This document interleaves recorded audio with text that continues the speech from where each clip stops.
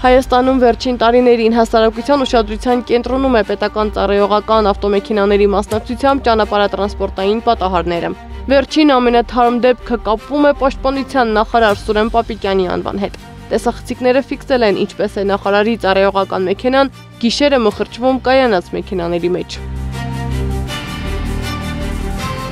Ղեկին Սուրեն Պապիկյանը չի եղել, Պաշտպանության նախարարությունից հերքեցին Պապիկյանի մասնակցությամբ ավտոպատահարն առանց հերքելու, որ մեքենան պատկանում է Պապիկյանին։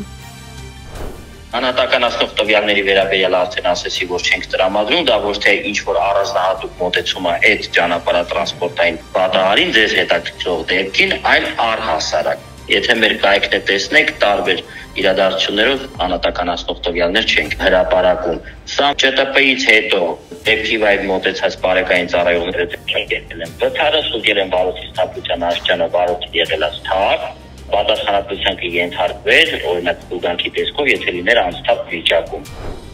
ՔՊԱ-ական Նաիրի Սարգսյանն էլ Նիկոլ Փաշինյանի նախկին օգնականը սոցիալական ցանցի իր էջում տեսանյութ էր հրապարակել ՔՊԱ-ական պատգամավորի մեքենայով կատարած խախտումից։ Սարգսյանը վստահեցրել էր, չի հանդուրժելու տեղի ունեցածը։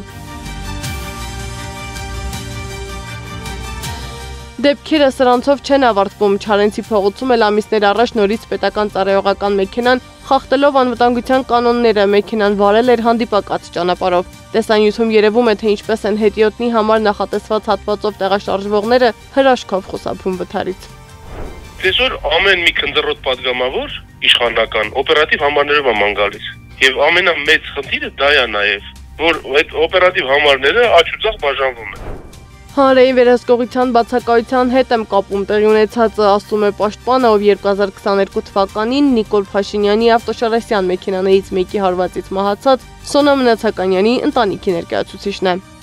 Որ պետությունը քողարկում է կոնկրետ անձանց տեղավորներին։ Այսինքն այստեղ քրեական պատասխանատվությունը պատիժը իր ֆունկցիան գործառույթը չի կատարում կանխարգելման։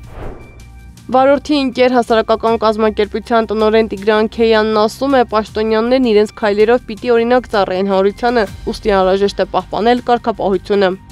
Պաշտոնյաների կամ հանրային ծառայողները պետք է իրենց օրինակով ավելի օրինակելի լինեն եւ քաղաքացիներին ցույց տան իրենց երթևեկության մեջ կարգապահությունը։ Իսկ իրենք ավելի քան պետք է զգոն լինեն, որպեսզի քաղաքացին տեսնելով իրավապահ կամ պաշտոնյա անձանց ընդօրինակի է այդ անձանց արարքները։